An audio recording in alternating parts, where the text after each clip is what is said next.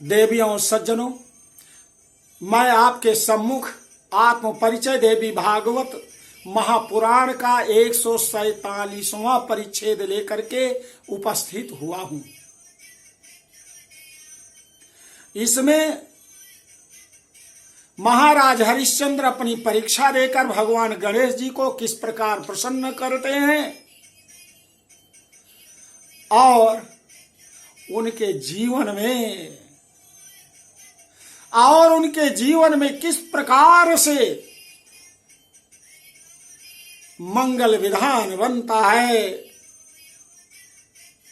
इसको सुनने की कृपा करें,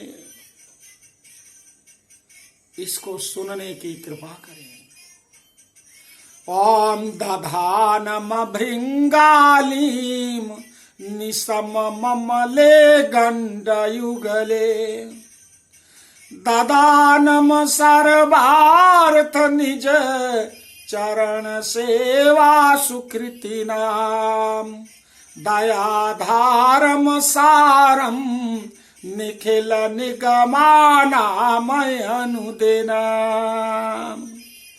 गजेरास्य मयि समेरास्य तमिहि कलाये चित्ता निलये। ओम एकदंताय विद्महे वक्रतुंडाय धीमहि तन्नो दंतिः प्रचोदयात्। बोलो गणेश भगवान की जय। महाराज हरिश्चंद्र आज काशी में गंगा के तट पर शमशान घाट में निवास करते हैं। डोम के घर पानी भरते हैं और जो मुर्दा जलाने के लिए आते हैं उनसे टैक्स लेकर के, कफन का टैक्स लेकर के, मुद्रा लेकर के और मुर्दा जलवाते हैं। उनकी पत्नी देवी सैब्या और उनका पुत्र रोहित मंदिर में एक ढोंगी पुजारी के यहां रहता है, जो बड़ा क्रूर है, बड़ा क्रोधी है। मानवता उसके अंदर है नहीं।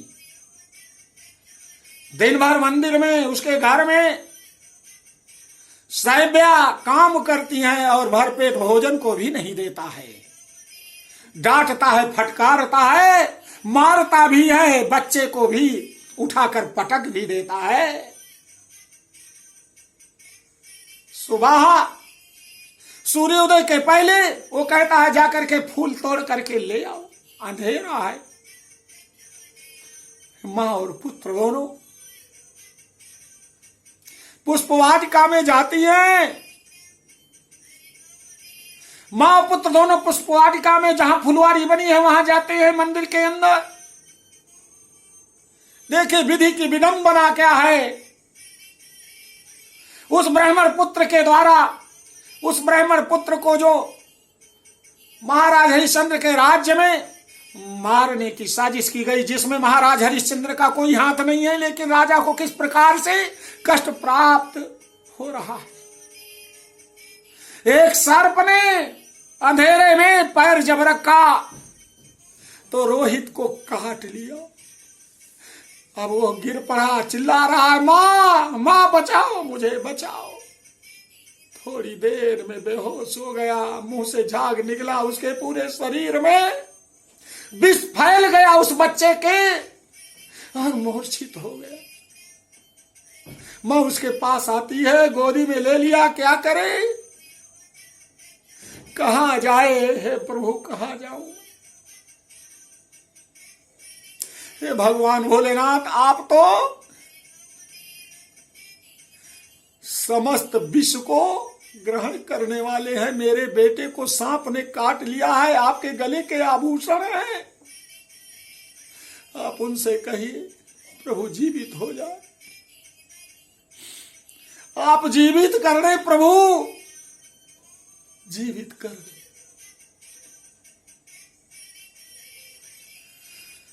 बहुत रो रही, बिलख रही है बाल, क्योंकि उसका बेटा उसके सामने प्राण त्याग रहा है। इतने में वो दुष्ट ढोंगी पुजारी आता है, कहा उठ, काम करने का समय हो गया है। बत्ती सी दिखा करके रो रही है, बदतमीज कहीं की, छोड़ बच्चे को, मर गया मर जाने दे। चल मंदिर की सफाई करना है, झाड़ू पोछा करना है, मेरा भोजन बनाना है, भगवान को भोग लगाना है, उठ। जबरदस्त बेटे की लाश पड़ी हुई है, उठ करके जाती है, मंदिर की सफाई करती है। उस क्रूर, उस ढोंगी पुजारी के लिए भोजन बनाती है। वो केवल दिखाओ में भगवान गणेश जी, भगवान भोलेनाथ का भोग लगाता, फिर अपने बच्चे के पास आकर के रोने लगती है। लोग देख देख कर चले जाते हैं, कोई उसके समीप नहीं आता है। कैसे वो अंत्येष्टि करे अपने बेटी को ले जा करके, कोई उसके सामने नहीं आया, क्योंकि भगवान जब रूठ जाते हैं तो मनुष्य अपनी आंखें बंद कर लेता है, मनुष्य मुंह मोड़ लेता है, कोई सहायता करने के लिए नहीं आता।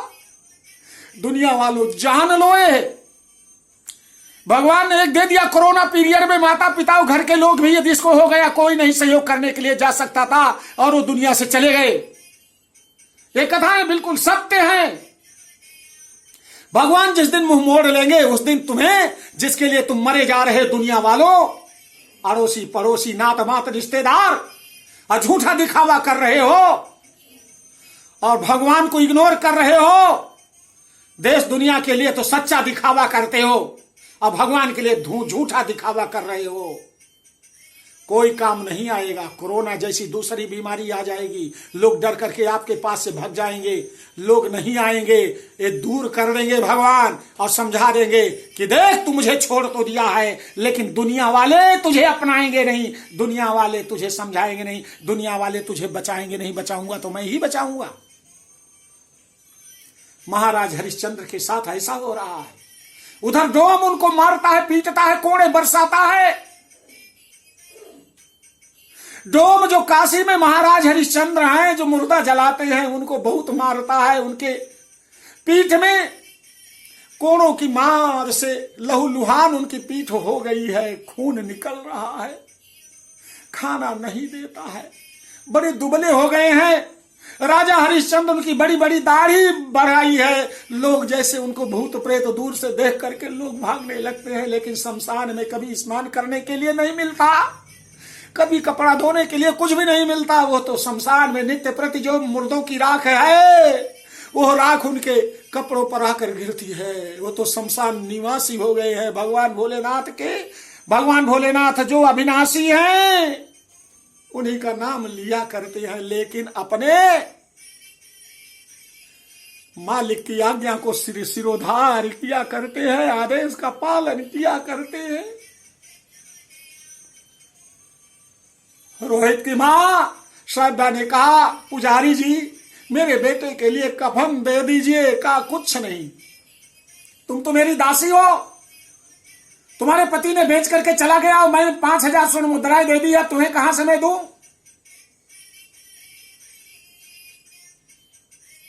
सत्य के लिए बिक गए हैं महाराज हरिश्चंद्र।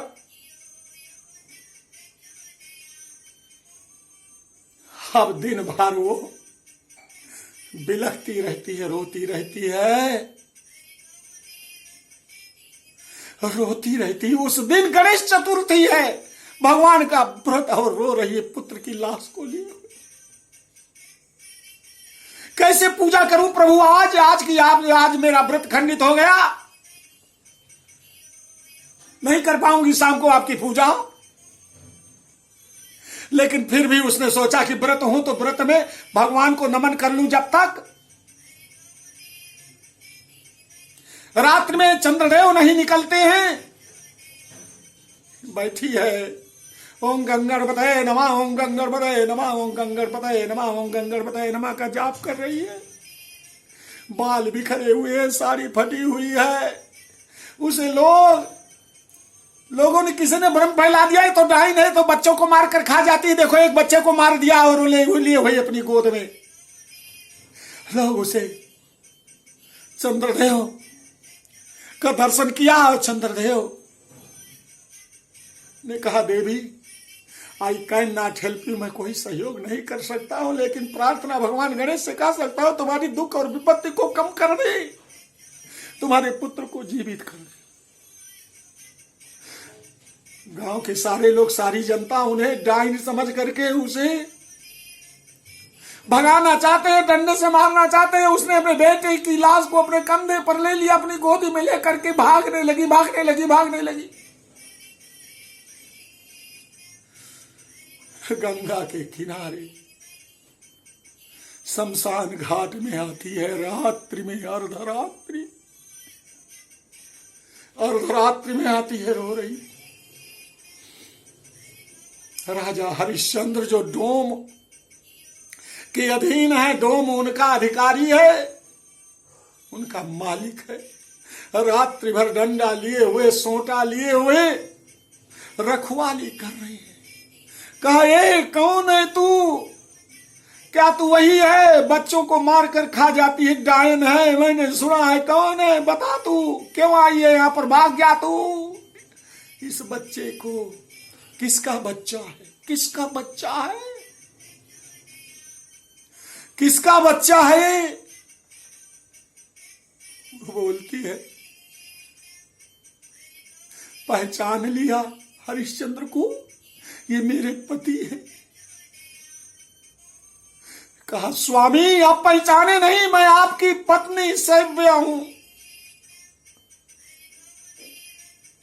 ये मेरा पुत्र है, इसको सांप ने डंस लिया है। और उस ब्राह्मण ने भी दया नहीं दिखाई दिन भर में। अब आई हो रात्र में इसलिए कि आज गणेश चतुर्थी है, भगवान गणेश की पूजा तो नहीं कर पाई। बस गणेश जी जब तक चंद्रदेव उदय होते हैं तब तक मैं बैठी रही हूं। इसके बाद लोगों ने मुझे खदेड़ना मारना शुरू किया, इसलिए मैं शमशान में आई हूं कि यहीं पर, यहां कोई नहीं आएगा रात्रि में। आप मेरी स्वामी है।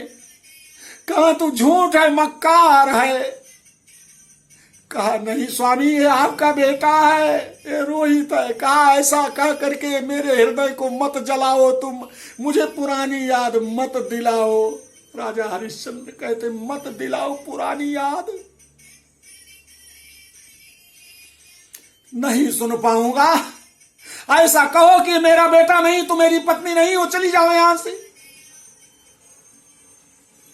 बहुत संवाद होता है। कहा महाराज इतने दिनों तक मैं आपकी पत्नी रही हूं, मुझे आप पहचान नहीं पा रहे हैं। अरे उस मंदिर में सत्य के लिए मैंने अपने बेटे को बेच दिया था, 5000 स्वर्ण मुद्राएं आपको दिया था। हम और आप 5 साल पहले से गणेश चतुर्थी का व्रत साथ साथ करते आ रहे, नहीं पहचान रहे हो। स्वामी एक और प्रमाण देती हूं कि वह कुंभकार ने उस देव शर्मा के पुत्र को आवे में बिठा करके आग लगा दिया था। दूसरे दिन मैं और आप उसके समीप गई थी, भगवान गणेश जी ने उसके पुत्र को जीवित कर दिया था। अब तो कुछ याद आया कि नहीं याद आया, बताओ स्वामी। इतनी बातें जब बताया तब राजा हरिश्चंद्र को याद आया। कहा हे भगवान क्या परीक्षा ले रहे, मेरे पुत्र को मार दिया, मुझे डोम के घर में बिकना पड़ा, मेरी पत्नी को उस ढोंगी पुजारी के यहां बिकना पड़ा। हे प्रभु, हे भगवान गणेश जी रक्षा करो। मैंने कहा देवी तुम चली जाओ, मैं अपने स्वामी का कर्तव्य पूरा करूंगा, मैं तुम्हें जलाने की अनुमति नहीं दूंगा, तुम्हें दफनाने की अनुमति नहीं दूंगा, तुम्हें कर देना होगा। कहा मेरे पास कुछ नहीं स्वामी, न वस्त्र है, न कफन है, न रुपया है। कहा 1.25 रुपया और कफन का थोड़ा भाग मुझे देना होगा। कहा स्वामी मेरे पास कुछ नहीं, क्या दूं मैं? क्या दूं कहा, आज महारानी लगता है मैं अपने स्वामी के आदेश का पालन नहीं कर पाऊंगा। सत्य के लिए तो सब कुछ राजपाट सब कुछ त्याग दिया, तुम्हें बेच दिया, बच्चे को बेच दिया, मैं स्वयं बिक गया। और आज मैं यदि पता चलेगा कि ये मेरी पत्नी है, बिना कर और टैक्स लिए अपने स्वामी के आदेश का उल्लंघन किया, तो मैं जन्म जन्मांतर के लिए कलुषित हो जाऊंगा कि अपने मालिक के आदेश का पालन नहीं किया। सत्य मार्ग से डिग जाऊंगा, धर्म के मार्ग से भटक जाऊंगा, धर्म की रक्षा में अपने को असमर्थ पाऊंगा, असमर्थ पाऊंगा, धर्म की रक्षा में अपने को असमर्थ पाऊंगा। देवी कुछ तुम ही बताओ। उसी समय कहा, स्वामी मैं हूं आपकी धर्म पत्नी, आपका धर्म नहीं डिगने दूंगी, क्योंकि आपत्ति काल परखिए चारी, धीरज धर्म मित्र अरुनारी। आपत्ति काल परखिए चारी, धीरज धर्म मित्र अरुनारी। आपत्ति और विपत्ति आ जाए, चार चीजों की परीक्षा स्वामी लेनी चाहिए। आपने धैर्य धारण किया, धैर्य की परीक्षा लिया, धैर्य टूट गया, धर्म की शरण में आए, धर्म से भी आप पीछे हट गए, कोई मित्र सहयोग नहीं कर रहा है। अब आप मुझसे याचना कर रहे हो तो केवल एक ही मार्ग बचता है स्वामी, ये जो साड़ी है मैं इसको फाड़ करके, ये फटी पुरानी साड़ी है, मैं अपने पुत्र के दफन के लिए कफन के रूप में मैं देना चाहती हूं। अर्धरात्रि का समय है, लक्ष्मी नारायण वहीं पर उपस्थित है, भगवान गणेश जी, माता पार्वती और शिव जी भी वहीं पर शमशान में शिव जी के समीप। आज जबकि शमशान में केवल शिव जी रहते हैं, लेकिन लक्ष्मी नारायण भी ऐसी स्थिति और धर्म की परीक्षा में वहां उपस्थित हो गए, गणेश जी भी वहां उपस्थित हो गए। कहा, पिताश्री बस करो, हो गया, आप शमशान आपका क्षेत्र है, आप रक्षा करो महाराज हरिश्चंद्र की। यदि शमशान ना होता तो अब तक मैं रक्षा कर देता, आपका यह क्षेत्र है पिताश्री। लक्ष्मी नारायण ने कहा, हाँ प्रभु। लक्ष्मी जी ने कहा, देवी गौरी आप रक्षा करो, नहीं तो यह भारतवर्ष, यह साकेत धाम अयोध्यापुरी में कुछ नहीं बचेगा, भगवान की महिमा समाप्त हो जाएगी। आज मेरे पुत्र, आज मेरे भांजे का जन्मदिन है, ऐसे जन्मदिन पर मंगल ही मंगल होना चाहिए। माता गौरी ने कहा, स्वामी आपको मेरी कसम है, आज आपको रोहित को जीवित करना पड़ेगा। अब मुझे मत दिखाओ कि राजा हरिश्चंद्र की रानी सैब्या अपने साड़ी को फाड़ करके कफन के रूप में अपने पति को दे करके धर्म की रक्षा करने जा रही है। मैं आपको शपथ दिलाती हूं, मुझे अपने पुत्र गणेश की शपथ है, तुम्हें भी शपथ दिलाती हूं। हे गौरी शंकर, हे दीनानाथ, हे पशुपतिनाथ, हे शमशानवासी, हे एकांतवासी, हे गौरीपति, हे गणेश के पिता, हे भोलेनाथ, हे त्रिपुरारी, राजा हरिश्चंद्र के जो तीनों ताप है, हे सच्चिदानंद, ओम सच्चिदानंद रूपाय विश्वोत्पत्त्यादि हेतुवे तापत्रय विनाशाय श्री कृष्णाय वयम नमः। भगवान नारायण भगवान से कहे आते हैं, कहा भोलेनाथ जग जाओ। ओम नमः शिवाय शुभम शुभम कुरु कुरु शिवाय नमः। ओम। भगवान भोलेनाथ अर्धरात्रि में शमशान में जग गए और आदेश दिया है, विश्वामित्र आ मेरे पास तू। बस हो गया धर्म की परीक्षा। ये तो धर्म ततो जया। जहां धर्म है वहां पर जय होती है। उधर साहिब्या ने अपनी साड़ी का आधा भाग चीर दिया। जैसे ही साड़ी का भाग चीरा, उसी समय गणेश जी प्रकट हो गए। उसी समय गौरी माता प्रकट हो गई। उसी समय भगवान शंकर जी भोलेनाथ प्रकट हो गए। उसी समय लक्ष्मी नारायण प्रसन्न होकर के प्रकट हो गए। चंद्रदेव आकाश से नीचे पृथ्वी पर काशी में आ गए। भगवान भोलेनाथ के मस्तक पर कहा, प्रभु आप अपना क्रोध थोड़ा शांत करो। उनकी शीतलता के लिए उनके मस्तक पर विराजमान हो गए, जिसे भगवान भोलेनाथ और अधिक विश्वामित्र को जो है देवराज इंद्र ने परीक्षा लेने के लिए भेजा था। नहीं तो विश्वामित्र भी समाप्त हो जाएंगे। इसलिए आकाश से चंद्रदेव भगवान भोलेनाथ के सिर पर आ गए। चतुर्थी का चांद विराजमान। भगवान भोलेनाथ शांत भाव से विश्वामित्र हाथ जोड़ करके वहीं पर खड़े हो गए। कहा, रुक जाओ राजन, बस हो गई, आप जीत गए हैं, आप जीत गए।